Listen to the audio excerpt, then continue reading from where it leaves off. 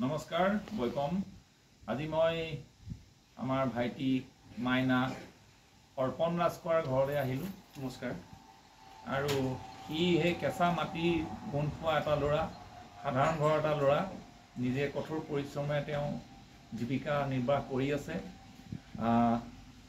আহি পেলাই আমাৰ এটা গীতলৈ মনত পৰি গ'ল।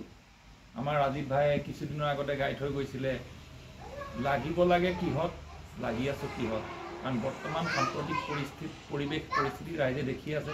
গতিকে গীতৰ মাজেদি ৰাজীৱ শদিয়াই কিছুদিনৰ আগতে কৈ থৈ গৈছে আৰু মই ভাইটিক ক'লোঁ, তোৰ কণ্ঠৰে অকণমান গাচোন, ময়ো লগত থাকিম, ৰাইজেও শুনক।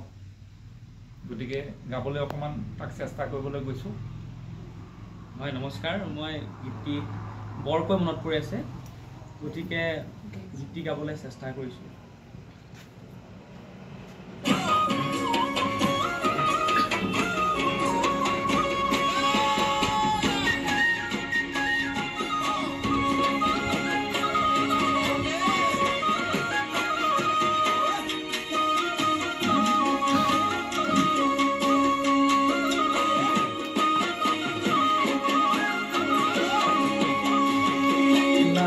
লাগে কিহত লাগি আছো আমি, কিহত লাগি আছো আমি, কিহত কি চলিছে কি দেখিছো পুনৰ অসমত।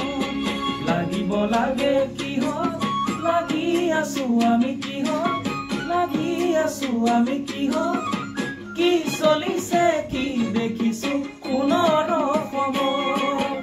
কিনিবই সময় ফুল ৰণৰে হেংদাংগৰ ফুল তুলি লৈ হাতত, বলোৱা আমি সকলোৱে জাতি বচাবৰ হ'ল, জাগা জাগা অসমীয়া জাগিবৰে হ'ল। হয়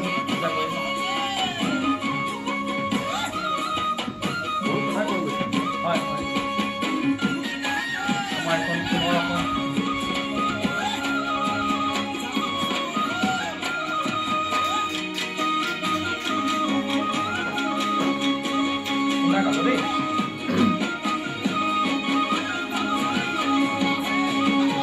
জাতি মাটিৰ কথা বহুজনেই ক'লে, বহুবাৰেই ক'লে, ডাঙৰ মানুহৰ পৰা বদলৰ ভৰলে।